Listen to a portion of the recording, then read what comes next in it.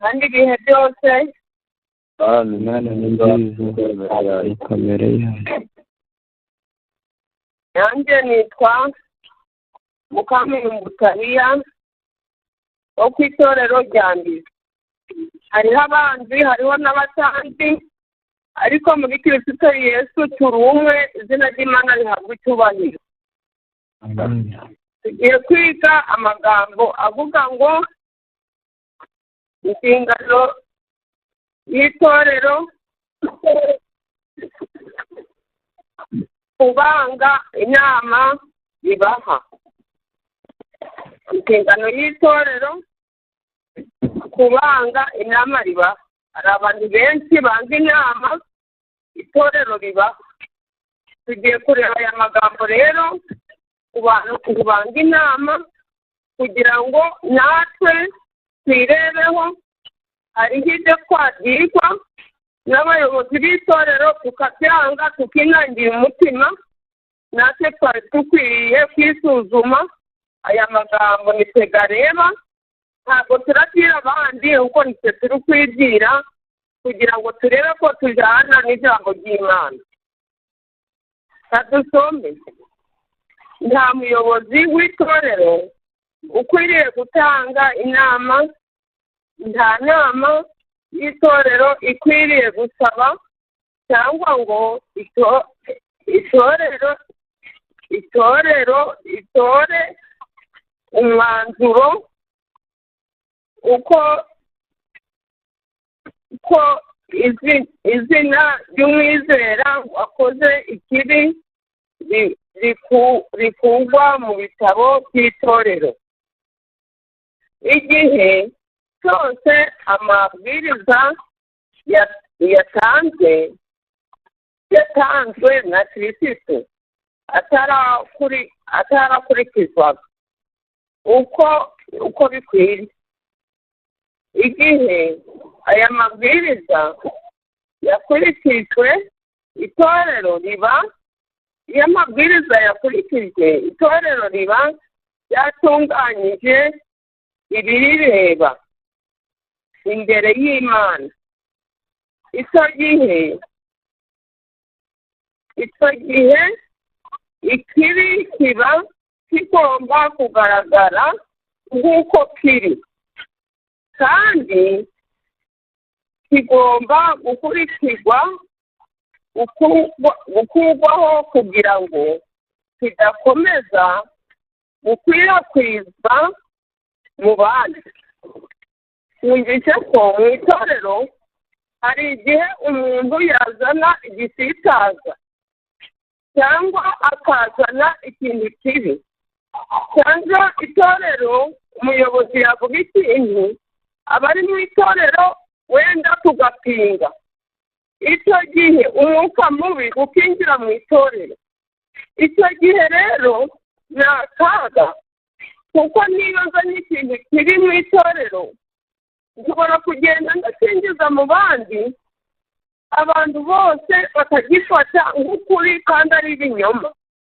Icyo gihe rero itorero rikwiriye kugikuramo ngo kitari cyakwirakwira mu bandi, ariko mu buryo bwiza, mu buryo bw'urukundo, umuntu agasanga bagenzi be akabigisha mu buryo bwiza. Ubuzima no kwera by'itorero bigomba gusigasirwa kugira ngo bibashe guhagarara imbere y'Imana rizira ikizinga, ryambaye imyambaro yo gukiranuka kwa Kristo. Igihe uwateshutse yihanye kandi akemera gukurikiza umurongo w'imyitwarire ya Kristo atanga, aba agomba guhabwa andi mahirwe. Iyo umuntu yemeye icyaha akemera kwihana akumvira inama bamugiriye, wenda yari yarateshutse ngo atemera akagarukira Imana, ngo yari akwiriye kwemerwa kandi bene se bakamugirira imbabazi n'urukundo, bakamukuyakuya. hari amagambo nasomye avugaga ngo niba icyumba agira ngo muzigenze buhoro mukamugaruza umwuka w'ubugwaneza, kuko aba yiyumvishemo byakosa cya cyaha, aho kugira ngo agikwirakwize abandi atakihana akakireka, ngo Imana imwakira nk'umwana wari warabaye ikirara. kandi nubwo atakwihana, nubwo yaba ari hanze y'itorero, abagaragu b'Imana baba bagifite umurimo, bagomba kumukorera. baba bagomba gukora uko bashoboye kose kugira ngo bamugarure yihane. Hareruya! bakwiriye gukora uwo murimo, bakwiriye kuruza umwuka w'ubugwaneza, bakwiriye kutamujugunya, kuko umuntu ashobora gukora icyaha yihandagaje, ariko nyuma yaho akemerera Mwuka Wera akongera akagaruka mu nzira. twe dukwiriye kumujugunya rero, twe dukwiriye kumukuyakuya, tukamukuruza umwuka w'ubugwaneza kandi tukamusura kenshi, ntitujugunye. hari igihe kenshi abantu bagwa mu cyaha tukabajugunya, barayoberanye, gusa wamugarura uhereyeho. ariko ijambo ry'Imana rikuturarikira ngo twari dukwiriye kumukuyakuya, tukamugarura, tukamukunda, ndetse tukamusura kenshi, ngo uwo muntu iyo yihanye akagaruka, ngo Imana iramwishimira. kandi uko icyaha cyakoze cyaba cyari gikomeye kose, icyaha cyakozwe n'ubwo cyaba gikomeye, uko cyaba gikomeye kose, iyo yemeye guhendahendwa na Mwuka Wera, akatura icyaha cye kandi akakizibukira, agatanga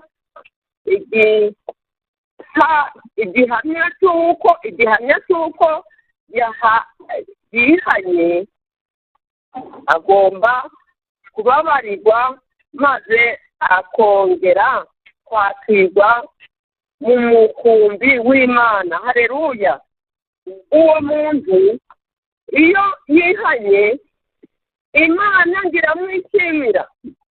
Imana iramwishimira nk'uko ziriya ntama 99 imwe yabuze, Yesu akayitarura akayishaka, ntabwo yabuze ngo asigaranye nyinshi. n'uwo muntu rero niko aba ameze. niba mbyimiye, mwari mukwiriye kunkunda mukanshakashaka, ntimurekere iyo, ahubwo twe dukwiriye kugira urukundo rwo kuzirikana abantu bacu bagiye barahabira kure, tukabahendahenda, tukabakuruza umurunga w'urukundo. bene se bagomba kumushishikariza gukomeza kumukomeza mu nzira itunganye, bakamufata nk'uko bakwifuza gufatwa baramutse ari bo. murukumva ko natwe bituriho. none niba biramutse ari njye wenda bibayeho mukanjugunya, none biramutse nawe ari weho bibayeho bakakujugunya, mbese wavuga ngo ufite bene so? mbese wavuga ngo uri mu muryango w'Imana? twari dukwiriye rero gushishikarira kubona bene data hari ugiye nabi, tukamukunda, tukamusura kenshi, tukamurarikira gukomera no kumusengera kenshi. ari bo bari mu mwanya we, bakigenzura bakwigenzura nabo ubwabo kugira ngo badashukwa Kristo yakomeje agira ati ndababwira ukuri yuko ibyo muzahambira mu isi izaba bihambiriwe mu ijuru, kandi ibyo muzahambura mu isi bizaba bihambuwe mu ijuru. Murukumva ko itorero ni umubyeyi, ibyo byahambira, ibyo byakora biyobowe na Mwuka Muziranenge ngo biba bihambiwe mu ijuru.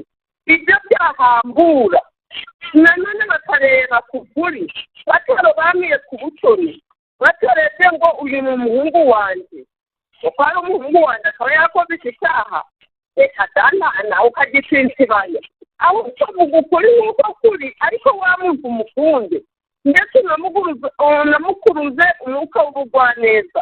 Ntimumujugunye, mumwereke amakosa, ariko mumurarikire kugaruka, kuko Yesu ateze ibiganza ngo yakire umuntu wese umusanga. Ubu wihanye wese Imana ntimusubiza inyuma. Umurongo wa 18. Mu bihe byose aya magambo agumana imbaraga zayo. Itorero ryahawe ububasha bwo gukora mu cyimbo cya Kristo. Murukumva ko itorero ryahawe ububasha bwo gukora mu cyimbo cya Kristo. Abantu b'abayobozi dukwiriye kujya tubakunda kandi tukabumvira. Kumvira ni ibintu byiza biruta ibitambo. Kumvira bitera kunesha, kandi iyo wumviye umuntu ukuyobora ujya uba ukoze ikintu cyiza. Nta n'icyo yakubwira ngo igipinge, ahubwo uravuga uti ni ijambo ry'Imana ribivuze rimukoreyemo. Itorero ni igikoresho cy'Imana mu gusigasiga gahunda n'imyitwarire myiza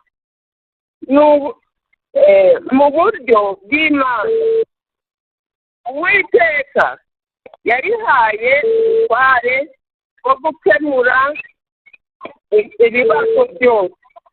Uwiteka yahaye itorero ubutware bwo gukemura ibyo ari byo byose byerekeranye ubusugire bwaryo, byerekeranye n'ubusugire bw'itorero.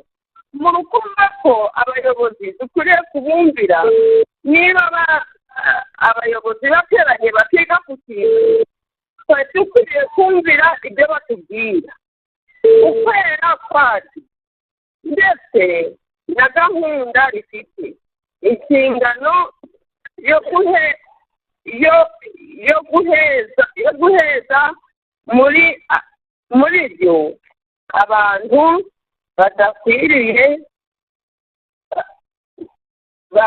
babandi kubw'imyitwarire yabo itari iya Kristo. Hari abantu bashobora kwicara bagaheza abantu badafite imyitwarire myiza, imyitwarire itameze nk'iya Kristo, ariko nubwo babaheza bamaze kureba ku kuri ngo bashingiye ku gisuzuguriro ku kuri, ngo bashingiye ku kuri kw'ijambo ry'Imana, bakabaheza bashingiye ku kuri kw'ijambo ry'Imana basomye, kandi bakabona icyo kintu babahereje ari icy'ukuri, ngo bari banakwiriye kubanga, bari bakwiriye kubaheza kandi bakanabakunda. Nubwo bamara kubaheza bakanabasura kenshi kandi bakabakunda, kandi akabararikira gukomeza gukunda Imana. Igihe gikwiriye gisohoye Imana iri kumwe nabo. Ikintu icyo ari cyo cyose itorero rikora rikurikije amabwiriza yatanzwe mu ijambo ry'Imana. urukumva ko ibyo itorero rikora baba babikurikije mu ijambo imana yatwoherereje ry'imana ntizemerwa mu ijuru. mu rukumva ko ibyo itorero rikora ngo byemerwa mu ijuru, iyo itorero rihuye rikavuga rumwe mu ijuru barishima. ibibazo bikomeye cyane bikemurwa n'itorero. abagabura bakorera imana batoranyijwe nayo ngo babe abayobozi b'ubwoko bwayo. igihe bamaze gukora uruhare rwabo baba bagomba gushyikiriza itorero icyo kibazo cyose kugira ngo mu cyemeze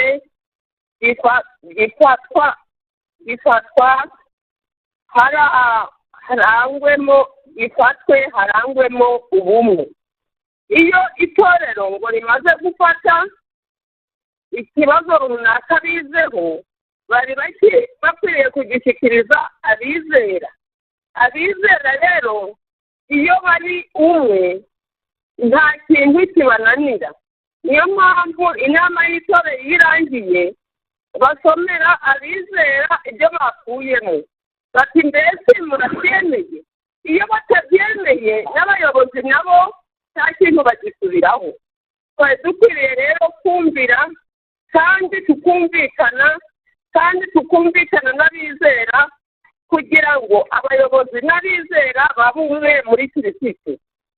Uwiteka yifuza ko abayoboke be bakoresha ubwitonzi bukomeye mu buryo bagirirana. bagomba kuzahura kuvugurura no gukiza. ariko mu itorero ntihagomba kubamo kwirengagiza imyitwarire ikwiriye. abizera bagize itorero bagomba kwibona nk'abanyeshuri bari mu ishuri. abizera bakwiriye kwibona nk'abanyeshuri bari mu ishuri. muzarebe abanyeshuri bari mu ishuri, iyo ari abanyeshuri beza, iyo ari abanyeshuri bumvira, iyo ari abanyeshuri badakererwaga, bakabona umwarimu wabo, mbese yemwe ntibanezerwaga? baranezerwaga kandi bakishimana kubera ko baba bazi ngo mwarimu wabo araye, bakagira umwete wo kumva no kumvira. natwe rero twari dukwiriye kubona abayobozi baje tukishima tukanezerwa kandi tukumvira ibyo batubwira, kuko nabo babihawe na Mwuka Muziranenge babikuye mu ijambo ry'Imana. hari ibyabo baba batekeye ngo babiduhe, ahubwo ni iby'ijambo ry'Imana baba bari kutubwira. twari dukwiriye kubinezererwa nk'uko aba banyeshuri iyo bari kumwe bahuje batari guca ukubiri bakundana kandi bakanezerwa. bakiga uburyo bwo kurema imico ikwiye. abanyeshuri iyo ari bamwe nk'abantu bari gucisha ukubiri, ngo biga imico ikwiye. guhamagarwa kwabo gukomeye. biga ibisubika ndisubireho. abizera bagize itorero bagomba kubana nk'abanyeshuri bari mu ishuri, bakiga uburyo bwo kurema imico ikwiriye. guhamagarwa kwabo gukomeye.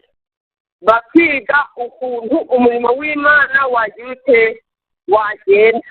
bakiga ukuntu bakwitwara mu gusura abo bayobora, bakiga uburyo basura abarwayi, ngo ni urugero rwacu, bakiga uburyo bafasha bagenzi babo, ubwo ni twewe biri kubwira. Ibi byose rero ni twewe biri kubwira. Itorero rya hano ku isi, abana b'Imana bagomba gutegurirwa kuzaba muri kwa guhura gukomeye mu itorero ryo mu ijuru. Haleluya! Abo bana b'Imana ntibaba barahuye, barakoze imirimo myiza.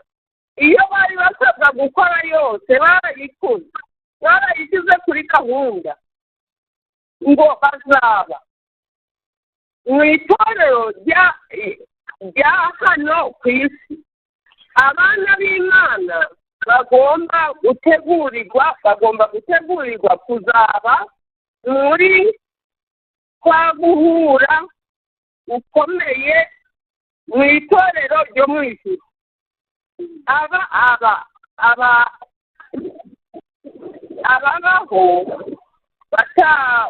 ababaho badahusanya. Mu rukumva aya magambo ubu turi gusoza. Ababaho badahusanya. Guhusanya ni ikintu abantu batari guhuzaho, ariko abazaba barahuye badahusanya, umwe ngo navuga ijambo undi arivuga ngo wayivuze nabi, mbese yarivuga nubwo wamukosora, ariko ukavuga wenda yari yihenze nk'umupinge. Abazabaho badahusanya.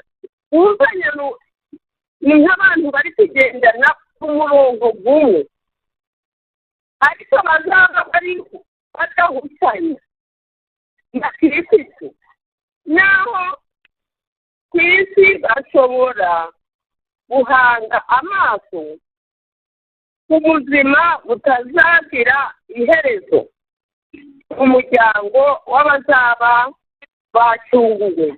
Izina ry'Imana rihimbazwe.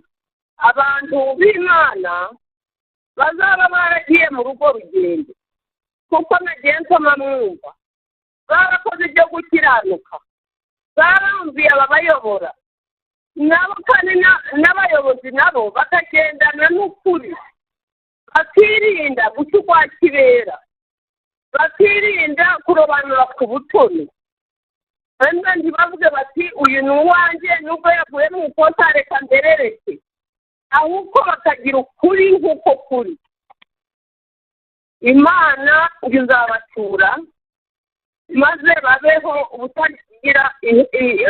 babeho ubuziraherezo, ngo bazimana mu butazagira iherezo mu muryango w'abazaba bacunguwe. Abo bantu bazagira iherezo ryiza. Abo bantu bazaba batarahushanyije, abo bantu bazaba baragiye bigira inyabutatu. Niba ijambo ry'Imana rivuze gutya ntibapinge. Burya hari n'abantu tujaga mu sabato, abigisha bacu bakwigisha bakabisiga aho bari bicaye, mbese bakabipinga. Ariko twe dukwiriye gupinga, twe dukwiriye kugendana n'ijambo ry'Imana nk'uko rivuze. Niba ijambo ry'Imana rivuze tukamenya ko ari ijambo ry'Imana rivuze, ntiturebe uriya muntu uri kurivuga, ahubwo tukavuga tuti ijambo ry'Imana nitwe riri kubwira. Amagambo twari twateguye nahagarukiye. Ndasaba Imana Mwuka Wera kugira ngo abitwumvishe, aduhe kumva no kumvira, aduhe kumvira abatuyobora, aduhe gukunda abo Imana yaremye. N'umuntu nawe mu cyaha tumugenze buhoro, n'izitumagira tuzigenze buhoro, kandi tumusura, tubararika, abarwaye tubageraho, abagenze nabi tubageraho tutabasunika ngo baratunaniye, ahubwo dukomeze umurimo Imana yaduhamagariye. Nibyo nsaba namwe mbasabira, kugira ngo Imana ijye ibidushoboza, kuko nto twabyishoboza ariko ntidusaba umwuka wera muziranenge azadushoboza n'ibyo tutashobora nibyo nsaba namwe mbasabira Imana ibidushoboze mu izina rya Yesu. Abafite inyunganizi niba hari nk'ahantu wenda hatumvikanye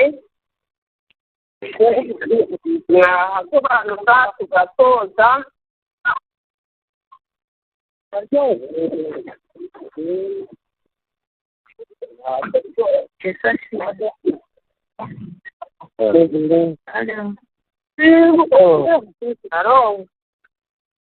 Yego, Julienne kuri Buhama. Yego. Uri kunyumva? Kumva neza. Yego Julienne. Yego, nagize ikibazo. Kuri aha ngaha ku ngingo tubwira ngo uwateshetse iyo yihamye ngo kandi akemera gukurikiza umurongo w'imyitwarire ya Kristo atanga, aba agomba guhabwa andi mahirwe. Ikibazo nagize ni nkonda ku mwana w'umukobwa ugira ikibazo cyangwa se navuga ko ari nk'ibyago agateshuka akagwamo mu cyaha cy'ubusambanyi. Icyo aba yarakoze aba yaragikoreye mu rwihisho. Ni ngombwa ngo yihanire ku mutima we, Imana yihane, asaba Imana imbabazi imubabarire. Ariko nkagira ikibazo nk'igihe yasabye imbabazi ariko akaza kubonekaho kuba yatwara nk'inda, ugasanga itorero rimushyize mu muhezo kandi wenda nta n'uwigeze amusura ngo amubwire ati ibyo urimo ntabwo ari byo, akazisanga mu kibazo nk'icyo ngicyo, ukajya kumva ngo bamuhejeje kandi igihe yitwaraga nabi barabibonaga ariko ntagire imwitaho.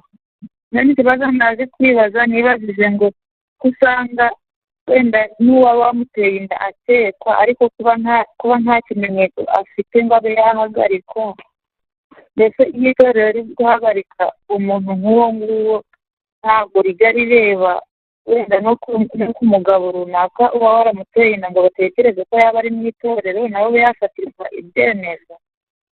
Icyo ni cyo kibazo naba nagize. Uko icyo nyunganizi namwunganira aho hantu. Halo. Binaba hari baduka y'ubuhanuzi ko inyunganizi twatanga nabe ari ibuhamo. Yego. Ngo ibigaragara ni umukobwa nibwo yatwaye ari umwihisho ariko yaragaragaye ahanwa ubundi ahantu ayabana kuzukira cyangwa se maze kururutsa amahoro niho ahantu umuheza. Rero iyo itorero rizi neza ko abantu bafite n'itorero ry'abasanga bikabagira inama, hanyuma rero ushobora gutwika ntibigaragare uko bayihisha barayishe mpaka avutse. Rero icyo gihe iyo hari umugayo ariko noneho niba yaba agasanga n'ubundi ko yakuze nabi ahagaruka biba byiza kongera gusubira mu kugikufatira. Iyo atemeye n'ubundi nta wese abahinzi y'iki gitorero. Igitorero kiba ari gusanga iki ubundi muza Ezekiyeli biravuga ngo mugasange mubabwire iby'ibyaha byabo nibemera inzara y'amahoro ariko nimutabasanga n'ubundi amata y'abana babagabo. Rero dukwiriye no kubasanga tukababwira iki ibyabo nk'uko Imana yabivuze. Ubu ikindi ku mugabo ukeka nta dushobora bakoreye kuba icyaha ubundi. Niyo mpamvu iyo ibihamya bihari bikagaragara nabo mugahabwa umugayo, ariko nta bihamya bihari rero abakeka gusa kuvuga gusa hari ahantu havuga ko nta kintu nta gihamya. Muri cya mbere ni igihamya kigaragaza ko yose wakosheje. Rero ubundi bwunganira batanga ubundi bwunganira. Aho nanjye ko hari icyo navugaho. Yego. hanze uvuge. nari ngiye kuvuga kuri icyo anavuze wenda urakurikiraho nk'uko aberi abivuze, nk'uko uwo mukobwa abivuze, uwo mukobwa wenda arasanzwe, wenda yamaze kubyara, wenda koko nk'uko kwihisha yarayihishe, none yamaze kubyara. noneho yamaze kubyara, abitorero baba bakwiye kumusanga bati koko byagenze gute, yinda ko tutagukekaga wayitewe nande. aramutse amuvuze kuko yabeshye utarayimuteye, ntahamwe nawe nk'uko nawe yabahawe, ako kaba ari akarengane. ariko amuhishe nk'uko aba yabivuze, akavuga ati nshaka kumuvuga, umukobwa niwe wahanywa wenyine. ariko nawe yahanywa nk'uko igitabo kiri kubivuga, ngo twe dukwiye kumukunda tukamusanga kenshi. ariko aramutse amuvuze, umuhungu akabererekegwa, ntaba ari akaga n'ishyano, nicyo nari ndi kongeraho. Fabien, itorero ntabwo ari urukiko. Fabien, itorero ntabwo ari urukiko, ni umuryango w'abantu baje mu ijuru. uva Fabien, reka nshyiraho tubisubirize rimwe. uri kunyumva? yego. reka nshyiraho na kano mu gisubirizo rimwe, ni mama Fiona. mbese igihe umukobwa yaba aguye mu cyaha nk'uko mubivuze, ariko wenda kuko atagisanzwemo, akikigwamo, agasaba imbabazi, akavuga ati nahuye n'ishyano, mfatwa ku ngufu, byangendekeye gutya, agasaba itorero imbabazi, nta n'uwamubonye nta n'uwamufashe, ariko we arumva umutima we udakeye kubera ibyamubayeho, noneho agasaba itorero imbabazi ku byamubayeho. ese itorero ryabigenza gute? ikindi, reka ngereranye mutaransubiza ngo wenda rimubabariye, nyuma yaho kurumva bibaye muri iyo minsi wenda nk'itatu ine bimubayeho, wenda itorero rimubabariye, hirya yaho hakaba harabayeho ko yanafunze, mu minsi ikurikiyeho bakabona aratwise arabyaye, aho hantu ho byagenda gute? murakoze. murakoze. reka iki gisubizo nzi kugitanga, reka indongozi y'itorero ikandi hasi, ariko nigitanga ntanze n'ubusobanuro. nibura mpereye ku mama Fiona, bibiliya iravuga ngo umukobwa iyo bamutsinda bakamufatira mu gasozi ariko ntatabaze, bakabafata we n'umugabo wamufashe babica, ariko ntatabaze, uwo mugabo bazamwice, niko amategeko, ariko uwo mukobwa bamurokore, kuko uwo mukobwa yakoze uko ashoboye kose, ariko abura uwamutabara. none umukobwa cyangwa umugore afashwe ku ngufu, niba afashwe ku ngufu nta ruhare yabigizemo, ni icyaha yakoze ariko atabigizemo uruhare. reka mbabwire ko uyu mukobwa ashobora gusanga abayobozi b'inararibonye, abayobozi b'itorero, umwe cyangwa babiri, akabwira ishyano yahuye naryo. iyo bimeze bityo, n'iyo bigaragaye ko yasangirwa, abayobozi b'itorero bo bamufasha, bamubera umuhamya ko hari ibyamubayeho, yari kubagara, yatashye bwije, ariko bikaba bya bindi ibi biteye by'abasore n'abakobwa bari gusurana, cyangwa se bakaba nta muntu uza bakagendana nijoro, ariko niba yaravuye guhaha, niba yaravuye kuvoma, niba yari kubagara mu bishyimbo, umusore akamutsindamo akabivuga, ni icyaha yakoze atabigizemo uruhare. itorero riramubabarira, naho yatwara inda akabyara umwana, itorero ni umubyeyi rimutangira ubuhamya, bakavuga ko uwo mukobwa yagiriwe nabi agahohoterwa. ku kibazo Julienne yaje kubaza, avuga ko ahanini ibihe byinshi hakunze guhanwa abakobwa ariko abagabo ntibahane. Ni koko niko bigenda. Igihe itorero, igihe umukobwa avuze ati njyewe uwanteye inda ni runaka, we agahakana, ntabwo dusaba ko bajya mu rukiko cyangwa se kwa muganga kwipimisha, ahubwo ntibahakanye itorero rye ntirihata, riramureka. Ahanini rero niyo mpamvu umwigisha yaje kubivuga, haravuga ati ahubwo hariho ikibazo kiba ugasanga turi guca urwa kibera. Izi ngorane zo zikunda kuboneka aho umuntu w'umukire icyaha cye kitagaragara, ariko umuntu w'umukene cyo kikihutirwa kigafatirwa umwanzuro vuba n'uwo mwanya.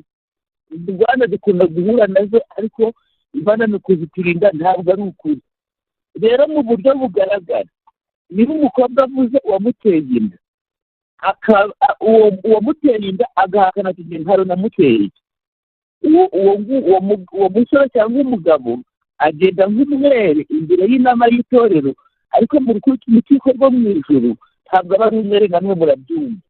Twebwe dukora, itorero rikora ibyo rishoboye, ibyo ridashoboye bikabiharira Imana. Na Bibiliya iravuga ngo ibishwe ni iby'Uwiteka, ariko ibishyuwe ni ibyacu. Rero ntabwo duforuye. Ikibazo cya mama Fiona, umuntu ashobora gufatwa ku ngufu atabigizemo uruhare, Imana ntimubare n'icyaha. Ku cyaha cya Julienne, umuntu ashobora gukorerwa ibyaha naho yabihakana, naho yaba ari by'ukuri rwose, n'ibimenyetso binagaragara. Usibye ko icyo itorero rikora, uwo muntu iyo batangiye batari kumushyira amakenga, ahagarikwa ku nshingano z'itorero, niba batanamuhanye. Inshingano z'itorero zihagararaho, hakomeje kuririmba cyangwa kudiyakona. Murakoze, n'abandi bakomeza. Imana ishobora kudufasha kugira ngo tugire urukundo n'ubumwe no gukundana abo Imana yaremye, n'abayobozi bacu cyangwa se abizera dufatanye, kugira ngo dukore umurimo w'Imana duhurije hamwe, izina ry'Imana rihimbazwe.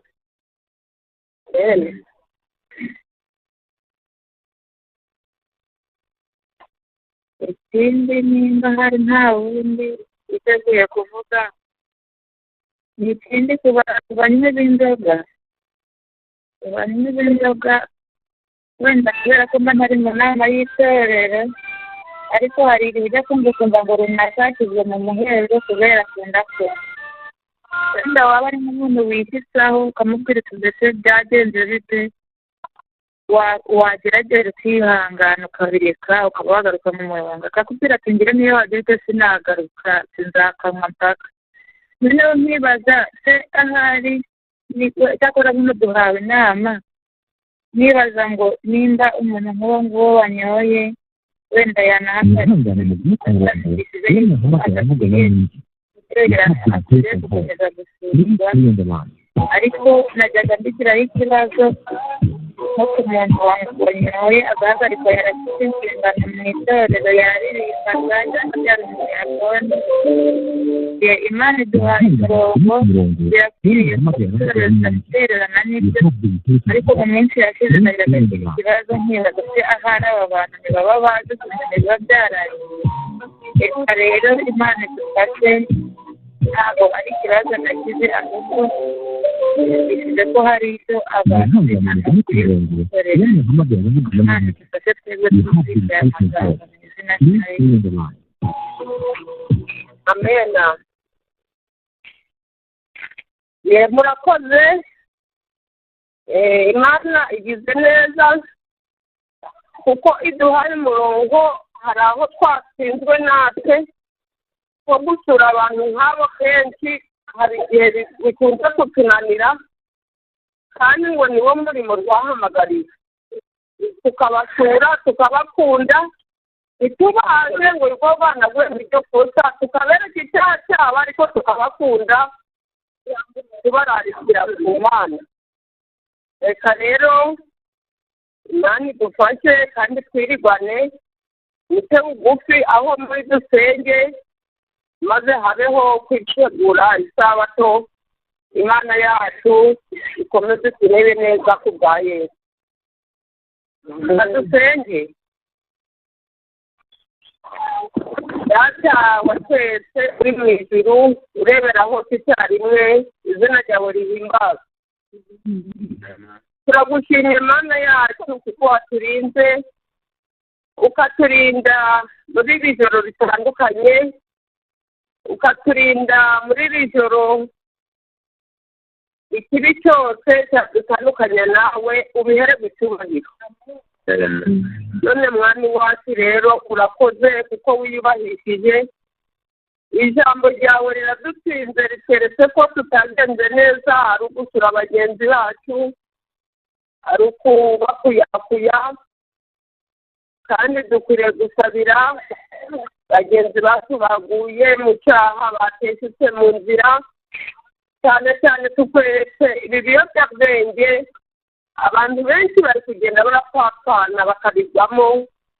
Nyabuneka Mana bigishe bakoreremo, basa benshi bakugarukira bakabireka bakabona ko ari ububi, ukubona na leta ko yabihagurukiye, maze mwami Mana benshi wabakoreramo bakazahinduka bakakugarukira nk'uko ijambo ryawe ribivuga. Wanga icyaha ariko ugakunda umunyabyaha, ndakwinginze ukomeze kudushyira mu biganza byawe, uhabwe icyubahiro. Uyu munsi wose rero turakwiragije kugira ngo turindwe nawe. Tugeze kuri uyu munsi wa nyuma wo kwitegura isabato mwami, turangije iminsi 6. Ejo turatsindiye mu munsi wa 7. uduhe kwitegura isabato tunezerewe, kandi tugushimiye ko waduhaye imvura ku gihe, twari tuyibabaye kandi tuyisonzeye, uhabwe icyubahiro. Ni ukuri Mana yacu turakwinginze rero ngo iyi mvura nayo twabonye ni igiciro cyinshi, turagushimye. Ni ukuri rero iyi sabato turitegura itubere umunezero ejo ni amateraniro, uduhe ubuzima kugira ngo ejo nuduhe imbaraga, ukadushoboza kugera kure na hafi, tuzamuka imisozi no kuyimanuka, ukaturinda kugwa no gusitara, uzahabwa icyubahiro. Amahoro n'amahirwe gakomeze gabe ku bana bawe uyu munsi wose, none n'iteka ryose kubwa Yesu. Amen. Murakoze.